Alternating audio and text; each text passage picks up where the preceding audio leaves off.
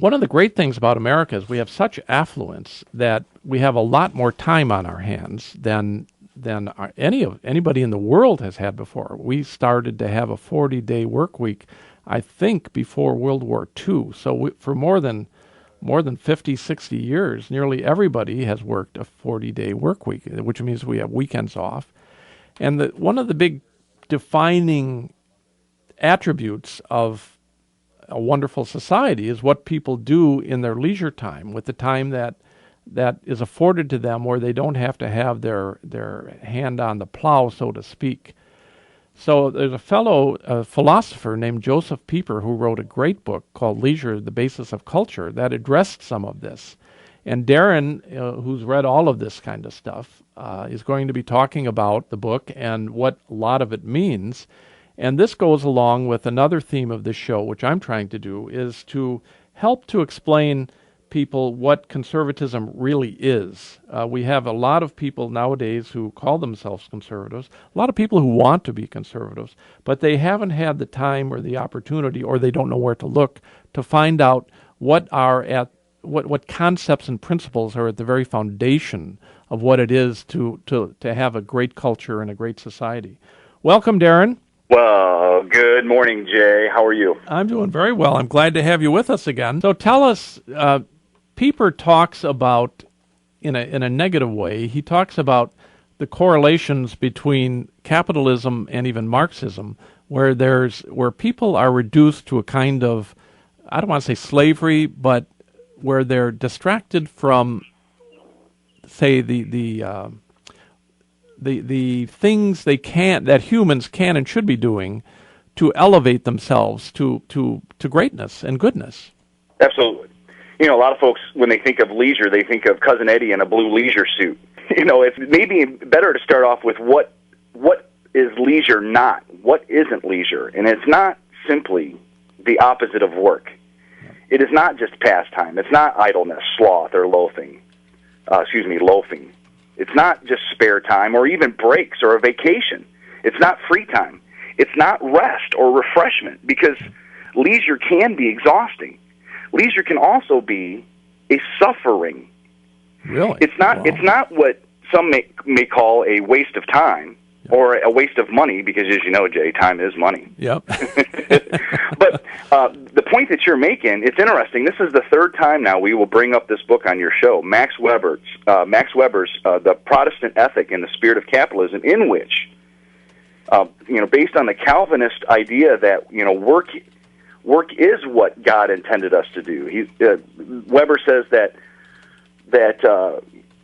to live is to work, that we find meaning in our work. And what Pieper says is that that idea turns everything upside down, turns everything inside out, because whether it be Aristotle or Plato or Aquinas, they say that we're never more genuinely human than when we're at leisure.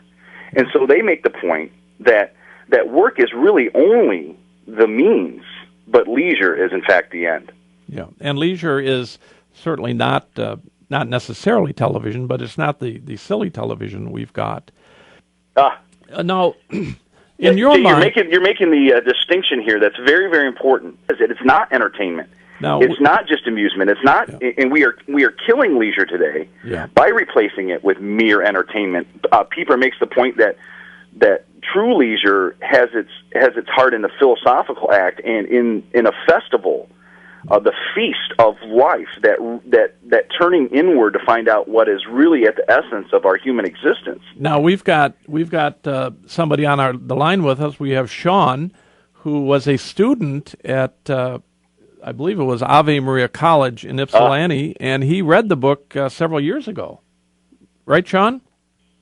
Yeah, that's 100% correct, Jay. And I'm actually a English teacher down in Dallas nowadays.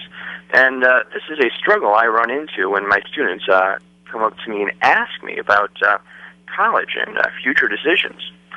Most of them view future and higher education as going on to receive a degree to get a job.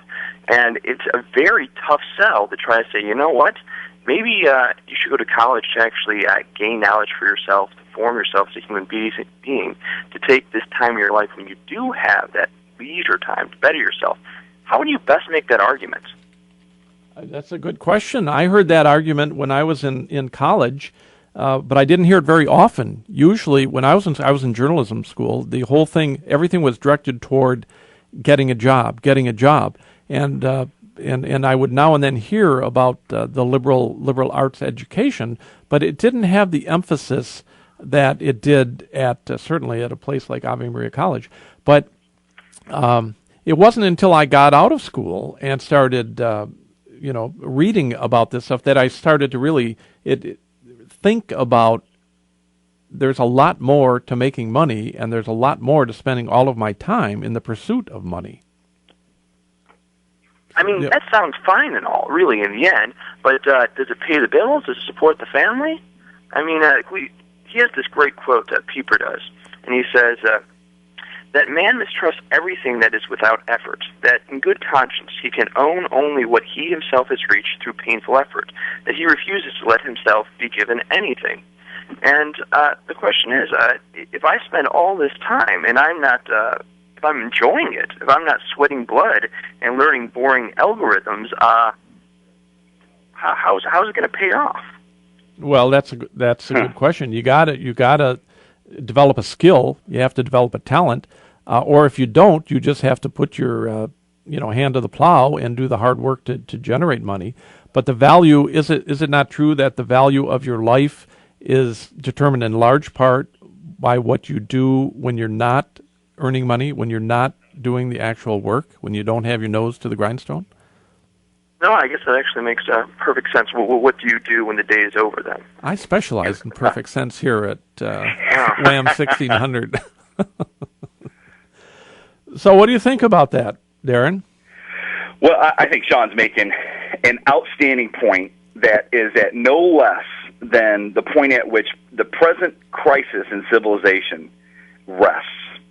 We all know folks that are filthy rich, that are empty men who are miserable. We talked a little bit about this, the episode that I was up on Piety Hill at Russell Kirk's home. And Russell makes the point that one of the biggest challenges that conservatives face today is helping man to become comfortable in his place, in his location, the things with which he has. The point is made that in all of this affluence, we have forgotten, or we have begun to take for granted all of our riches in a way that it no longer satisfies. And so, what the point for Sean is that he's absolutely right that we need folks like him who are champions of true, genuine leisure. That pleasure is in art, or like a fine wine, as Scruton would write, is not just an object of pleasure, but it's an object of knowledge. And the more knowledge we have, the more pleasure we have. Yeah. Now, we've got less than 40 seconds.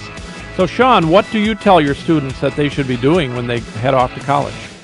I tell them to bite the bullet, go get a liberal arts education, learn how to think, and they'll be successful at whatever they try in life. And then later on, specialization is in their last year of undergraduate or graduate school, and their happiness is much more than their dollar sign or their bank account. That's well said, Sean. Well said. Okay, thanks all. Thank you very much, sir. Tune in next week